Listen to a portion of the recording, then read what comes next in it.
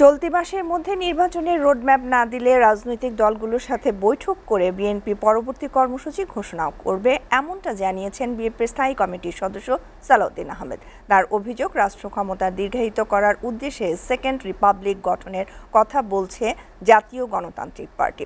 আর দলটির সিনিয়র যুগ্ম মহাসচিব রুহুল কবির রিজভী বলেন, ছাত্রদের নতুন দলে রাজনৈতিক দর্শন পাওয়া যায়নি। রাজধানীর কাকরাইলে আইডিইবিতে এক আলোচনা সভায় একথা বলেন তারা। আব্দুল আহাদের প্রতিবেদন। দেশ জুড়ে তোলপাড় ওয়ালটন ফ্রিজ কিনে আপনিও হয়ে যেতে পারেন মিলেনিয়ার।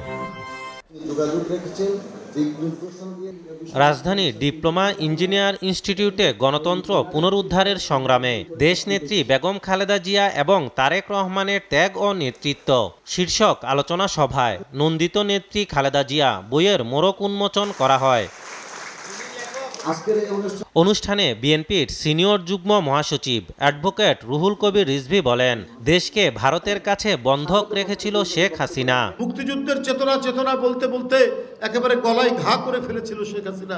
অথচ এই মুক্তিযুদ্ধের চেতনা ছিল টাকা পাচার, টাকা হরিলুট, বাংলাদেশ ব্যাংকে একেবারে অদলে নিয়ে যাওয়া এবং দেশকে চিরদিনের জন্য তার স্বাধীনতাকে বন্ধক রাখা ভারতের কাছে।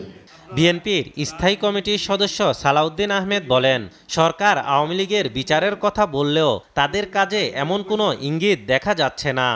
সরকার আইন প্রণয়ন করেনি, আইন পরিবর্তনও করেনি। আওয়ামী লীগকে রাজনৈতিক দল হিসাবে বিচারের আওতায় এখনো আনেনি, আনার কোনো অবস্থাও দেখছি না। জাতীয় নাগরিক পার্টির গণপরিষদ গঠনের দাবির বিষয়টি নিয়ে প্রশ্ন তোলেন তিনি। চলতি মাসের মধ্যে নির্বাচনের রোডম্যাপ ঘোষণার দাবি জানান বিএনপির এই সিনিয়র নেতা। মাননীয় প্রধান উপদেষ্টা বলছে ডিসেম্বরের মধ্যে তারা নির্বাচন দিতে চায়, এখনো এই নিয়ে বলছে, প্রকাশ্যে জোরালোভাবে বলছে না। কি হলো, নির্বাচন হবে না নাকি? যারা গণপরিষদের বিষয় সামনে আনছে,